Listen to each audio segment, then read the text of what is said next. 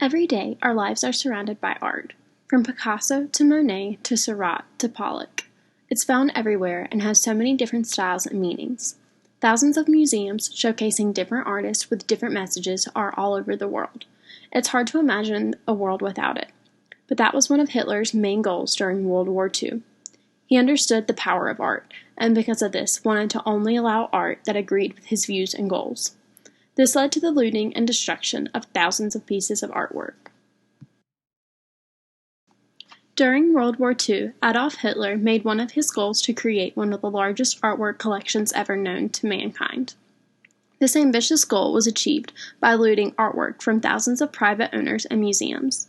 One of the many paintings he took an interest in was Vermeer's Astronomer. The Astronomer was painted by Johannes Vermeer in 1668. Vermeer was a Dutch artist who was born in Delft, Holland in 1632. He was not well traveled, but his exposure to books and paintings allowed him to become well educated on art.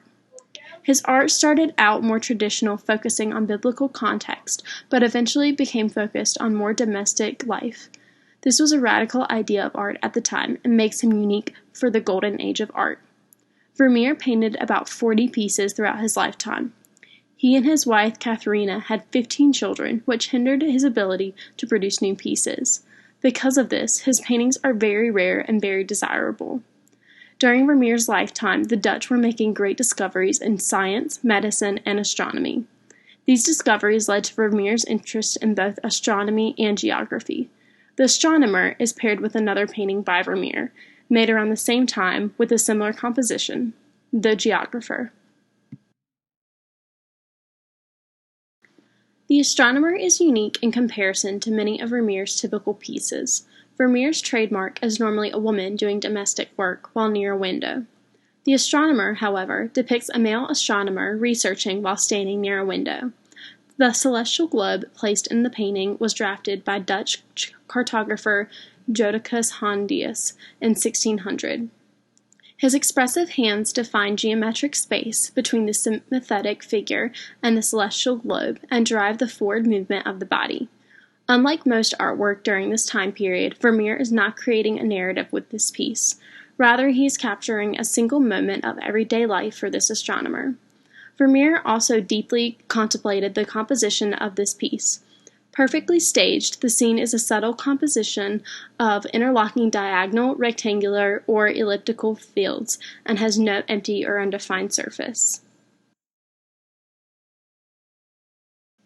Another unique aspect of this painting is Vermeer's knowledge and interest in astronomy itself. Sitting on the desk in The Astronomer is an open book. This book has been identified as Adrian Matidis's basic volume on astronomy and geography. Vermeer's careful detail of the book allows the viewer to identify the book and page number. The book works as a guide to using instruments for both astronomy and geography. This creates a connection between Vermeer's Astronomer and Geographer. In order for Hitler to create his Führer Museum in Linz, Germany, he would need thousands of pieces of artwork. One of the pieces he expressed interest in was the Astronomer. In 1940, the ERR task force seized the painting from Eduard de Rothschild's home.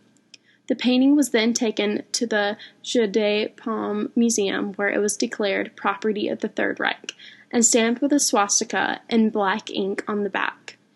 A letter was written by Rosenberg and sent to Martin Bormann on November 13, 1940. Bormann was one of Hitler's closest collaborators, in charge of his personal finances. Rosenberg stated, "In great haste, the report to the Führer included herein will I believe bring him great joy. I am pleased moreover to inform the Führer that the painting by Jean Vermeer of Delft, to which he made mention, has been found among the works of confiscation from the Rothschilds." Following the war, Vermeer's Astronomer was returned to Rothschild's family. It was later given to the Louvre Museum in Paris, where it remains today.